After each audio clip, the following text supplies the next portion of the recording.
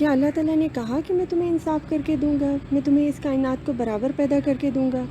وہ تو آسمان کو بنانے والا ہے، زمین کو بنانے والا، رفتوں کو، پستیوں کو، دن اور رات کو پیدا کرنے والا۔ اس نے کب کہا کہ میں برابر پیدا کروں گا سب؟ کہتا ہے کہ میں تو ورائٹی اور تضاد کا مالک ہوں۔ جہاں اتنا بڑا سورج پیدا کر دیا، وہاں ایک چھوٹے سے ذرے کو ایٹم پیدا کر دیا۔ کہتا ہے کہ کیا تم نے دیکھا میری کائنات کو؟ یہ پہاڑ ہیں اور ساتھ ہی دریا بھی ہیں۔ اب اندازہ لگاؤ، پہاڑ اور دریا، اور بلند ہے، بہتا ہے، بادل رواں دواں ہیں، زمین بیچاری پست ہے، ہموار ہے۔ اس نے آپ کو برابری کا تو کہا ہی نہیں۔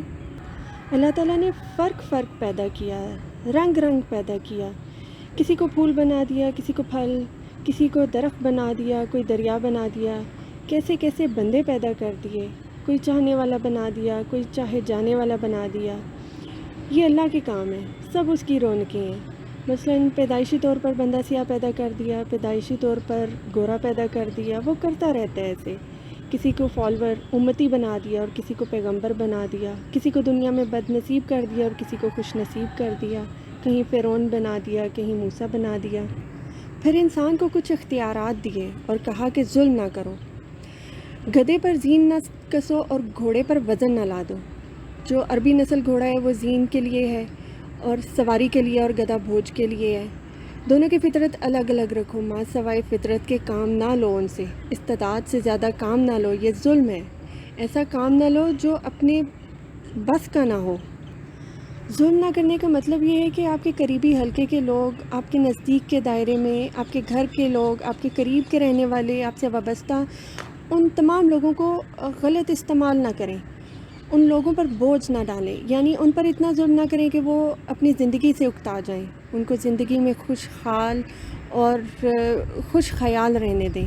جو گانے والے پرندے ہیں ان کو گانے کا موقع دیں، جوڑنے والے ہیں ان کو اڑنے کا موقع دیں۔ مطلب یہ کہ ہر چیز کو اس کے قدرتی مزاج کے مطابق ماحول فراہم کرو، ورنہ ظلم ہو جائے گا۔ اگر کسی شے کا نیچرل ماحول اس کو فراہم کیا جائے تو یہ اس کے ساتھ انصاف ہے۔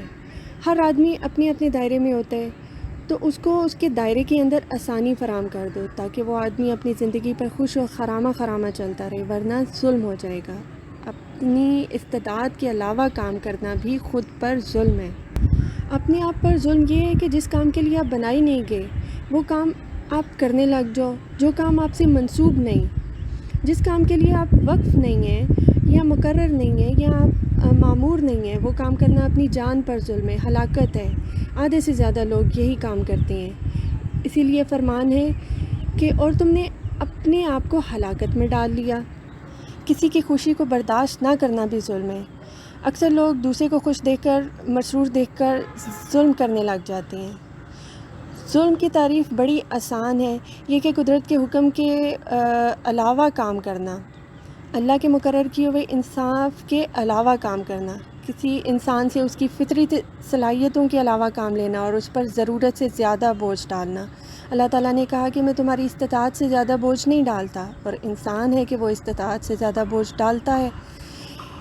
اس سے بھی زیادہ ایک ظلم یہ ہے کہ آپ کسی کو خوراک مہیا کرو، لباس مہیا کرو، بلکہ تمام زندگی کی آسائش مہیا کرو، لیکن اس کا جوہر ضائع کرا دو، اس کے اندر جو ٹیلنٹ ہے اس کو ضائع کرا دو۔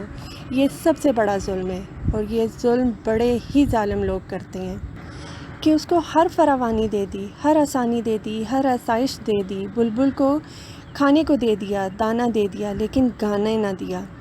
اگر بلبل کو گانا نہ دیا تو نتیجہ یہ ہے کہ یہ ظلم ہے۔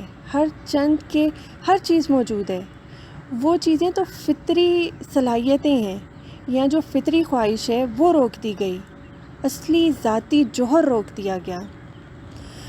اب یہاں مطلب یہ ہے کہ آپ کو تو ہر چیز ملی ہوئی ہے، آپ کے پاس بہت دانے ہیں، بہت گندم ہے، بہت آسائشیں ہیں، دوسری بہت چیزیں ہیں، لیکن یہ بتاؤ کہ وہ جو شب بیداری ہے وہ کہاں ہے؟ تمہاری نیم شبی کی آہ نیم شبی جو ہے وہ کدھر ہے؟ مطلب یہ کہ وہ اصلی بات تھی، وہ جوہر تھا، ضائع ہو گیا۔ گلاب کے اندر رنگ بہت آگے، سائز بڑا ہو گیا، لیکن خوشبو نہیں ہے۔ اگر گلاب میں رنگ ہے اور خوشبو نہیں ہے تو یہ ظلم ہو گیا۔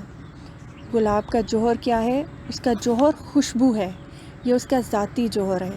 تیرا ذاتی جوہر اگر ضائع ہو گیا تو یہ ظلم ہے اپنی ذات کے ساتھ۔ اگر قیامت کا دن ہو اور دربار عام اور خاص ہو اور کوئی شخص جو تمہارے خلاف فریادی بن کر آ جائے کہ تو نے اس پر ظلم کیا۔ ظلم کی بعض اوقات اور قسم بھی ہوتی ہے کہ ظالم کو خبر بھی نہیں ہوتی اور مظلوم جو ہے وہ ظلم محسوس کر رہا ہوتا ہے۔